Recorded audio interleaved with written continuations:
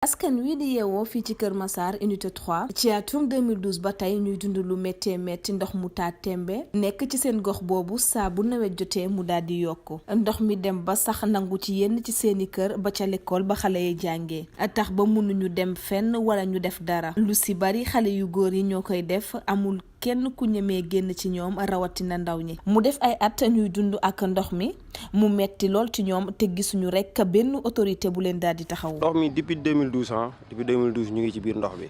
ni ñu ko dundee moom metti na trop foo ko ab passé na ko ndax depuis 2 semaines a ngi nii ñu ngi ci biir ndox bi ren parce que chaque année la mais comme ñu ngi ci ren de 2020 bi dañ ciy wax surtout ak corona bi. parce que ñun mënuñu nekk ci pandémie corona di ko xeex ndox bi ñëwaat dalaat suñu kaw ñu ñuy takloo masque di ñu te fii xam nga gis nga ak yooyu fi nekk lépp a ngi fii xam nga doo comprendre gisoo ndox bi di mu ñuulee. tout à l'heure bi ngeen di ñëw donc ñu ngi leen di dalal bon di leen jaajëfal aussi ci seen disponibilité mais ce que nous décrions aujourd'hui je pense bien que ne képp ku ñëw taxaw fii xam nga ne lii. jéggi na dayo et pourtant nous avons été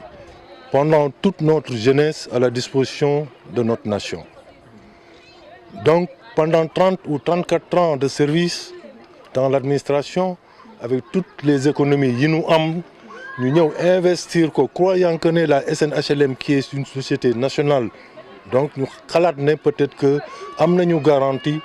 mais on a constaté que ne c'est le contraire. Et depuis 2012,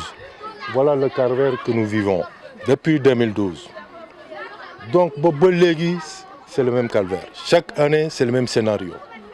Nous sommes inondés, donc nos familles ne peuvent plus sortir.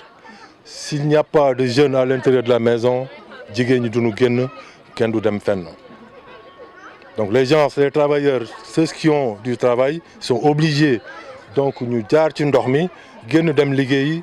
raxasoog eau de javel bu ñu ñëwaatee donc jaaraat ci ndox mi dem raxasoog eau de javel donc vraiment c'est écœurant donc bu nawet bi demee aussi ñun bu nawet bi demee tout le temps dañuy continuer di pomper ñun durant toute l'année dañuy pomper toute l'année parce qu'il y a toujours des eaux stagnantes c'est un point bas boobu ñun la SNHLM moom xam na ko. Si on nous avait dit que c'est un point bas, on n'allait pas investir, on n'allait pas construire ici. Mais la SNHLM, pour nous, c'est une société nationale, c'est une garantie pour les populations. Donc, bon, mais SNHLM parcelles, je pense bien qu'on a dit les parcelles assainies. Donc, cela veut tout dire, assainissement club. Mais malheureusement, il n'y a pas d'assainissement. Bon, dans mes talibés, canal bin dafar. Donc, sur les pentes bi. Donc, unité 3, unité 3, c'est le point le plus bas. Donc, ça veut dire que nous avons créé une inondation. Donc, nous avons une grande responsabilité. Et depuis 8 ans aussi également, nous sommes dans cette situation et on ne connaît pas le maire. On ne connaît pas le maire parce qu'on n'a jamais reçu de soutien du maire. Ça, je le décris, je le dis haut et fort. Je connais très bien le maire. Je le connais de nom, je le connais de vue. Pour l'avoir rencontré une fois. Dans d'autres circonstances mais lii nii taxawaayam motul musul amul taxawaay ci lii ça je le décris et je le dis haut et fort parce que nous sommes désolés on ne peut pas vivre dans ces conditions-là nos enfants ils sont là ils vont à l'école gis nga école nu mel gis nga yoon bi nu mel donc ñoom pour dugg école bi même su fekkee ne da ngay wetu allez-y voir la cour de l'école allez nga xool terrain de football bi ni mu mel toutes ces eaux là donc bu ñuy pomper foofu mooy njëkk a wàcc ba pare les eaux là yi nekk ci kër yi fii wàcc man sama kër tane na ndox mi dugul foofu mais am na ñoo xam ne ils sont plus bas seen fondation moo gën a bas demal nga xool seen douche yi c'est inadmissible c'est invivable il y a pas d'hygiène et c'est des risques des herbes du n'importe quoi des reptiles lu nekk ngi ci biir on sait jamais c'est un danger. Mais donc, nous disons tout simplement que nous gastons. Nous gastons. Quand nous gastons, c'est l'État. Nous ne bénéficions pas de moyens de faire lii. Parce que nous avons cotisé des pompes. Pompe, on la paye à 675 000 francs par nos propres moyens. Donc,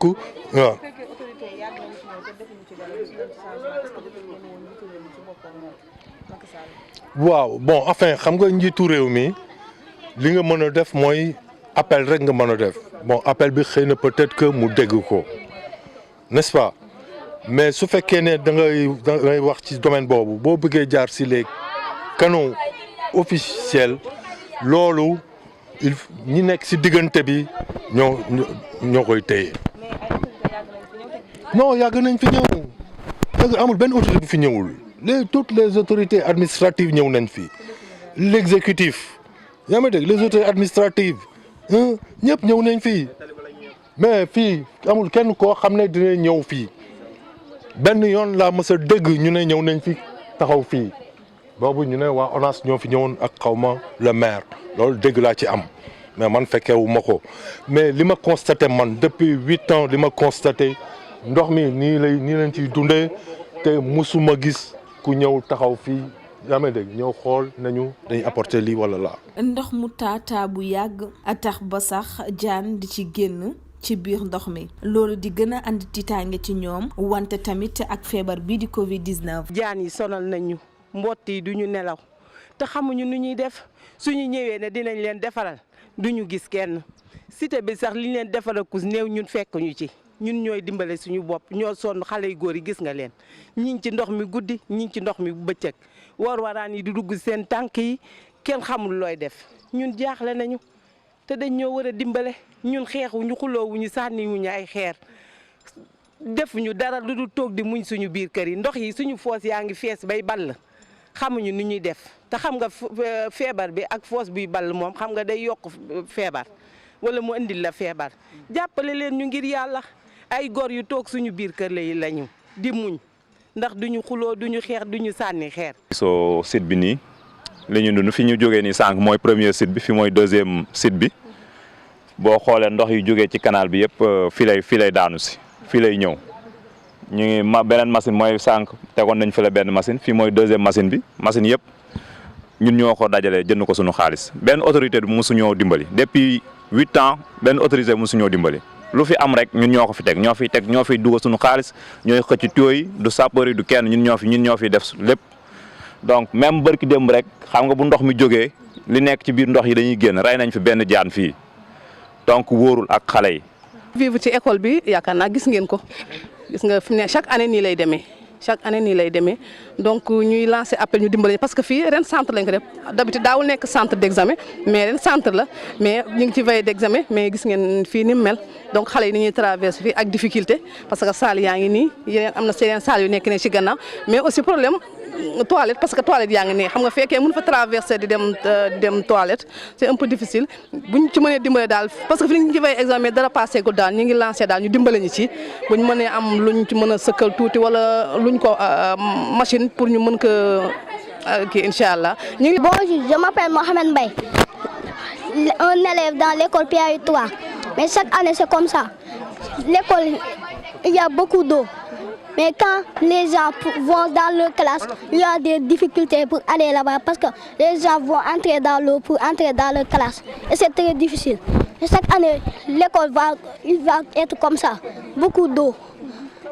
Et le corona est là. Et c'est difficile de venir à l'école tous les jours à l'heure. bind nañu ministre ñëw na fi mais ci tali bi lay yem du dugg si ba ci biir parce que ñoom ci tali bi la ñuy yem du ñu gis kër yi dañ leen di làq ndox bi gis nga lii ni mu mel yaa ko gisal sa bopp mais duñu fi ñëw doo wax yow ñun sax duñu bëggee introsé pour wax dañuy tere dañuy dàq puus ñu sécurité yi ñuy àndal duñu la bàyyi nga wax ñoom ñooy ñëw wax li leen neex xalaat li leen neex dem mais doo ñëwee kër jàmbur doo ko dégluwul est-ce que di nga xam li ko dal médecin du demee ci hôpital du waxul li koy metti est-ce que médecin malade est-ce que médecin bi dina xam li koy dal ñun Macky Sall ñëwal boppam parce que yónnee na ñëpp ñëw nañu mais gisuñu résultat waaw mais moom na ñëwal boppam sinon du ñëwalul boppam ñun jeunes yi dinañu jóg parce que ñun mënuñu nee naa la li ñu dal moo gën a garaaw corona lii moo gën a bon corona ñun duñu génnee ñu takloo ñu masque di ñu bun xatal ci biti ndax corona bi te ñun li ñu bàyyi suñu biir kër moo gën a metti yataay da ngay fàtte sa masque ndax li nekk sa biir kër génn ci mbedd mi mais du ko def ñu jàppal la fa bëgg la fayolaat te fayloowaat ay 6 000 te da ngay fàtte ndax li nekk sa bopp ndax ndox bi mënoo ko dundee sa bopp di tranquille te kenn dimbalewu la yaay def say propre moyen di taqale ñun ñoo fi nekk jeunes yi paa yi di ñu jàppale ci ay moyens tuuti li ñu am ñu génn ñun di jàpp ay tuyau di tak kenn nekku fi kenn dimbaliwuñu gisuñu kenn rien amul xoolal école bi mu ngi nii fees gis nga ko yéen a ko gisal seen bopp est-ce que ñoom dañuy def examen mais jàng boo xam ne xale yi dañuy xuus ci biir ndox mi suñu doom lañu dañuy feebar ñu leen di faji ku ci ñëw feebar ñoom seen yoon nekku ci. Macky Sall dañ koo bëgg suñu xol kon nag war nañoo mën a dimbale ndax ñun ñoo ko jàppale xeexal nañ ko xulool nañ ko defal nañ ko lu ne kon nag nañ ñu geesu suñu tànk guddul mënuñoo wax mënuñoo def dara yéen nag ñu ngi leen di sant di leen gërëm ay ndox yi sax fi mu ne ay jën la am bu yàggee ndoxu jën bi guddi day xiin xunn sa biir kër gi mënoo see taal cuuraay ndax xet bu xasaw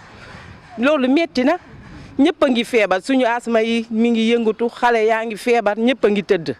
dimbali leen ñu jaan buñ ko gisee ku nekk yaa ngi daw jaan yi dañuy génn ci biir ndox mi jàppale leen ñu. ñu jàppale ñu te yàlla tax parce que Parcelles Assainies nañ wax dañ ko war a assainir waaw li ñu bëgg mooy ñu jàppale ñu sonn nañ ba fi sonn di yem chaque année mënoo di dund même kii bi da ngay wàcc sa liggéey fi mu nekk depuis 2 semaines liggéeyu ma damay xuus ci ndox mi waaw bu ndox mi demee day wàcc yéegaat noonu lay dem fi mu nekk saa yu tawee mu yéegaat ñun ñooy nduggi ñooy def lépp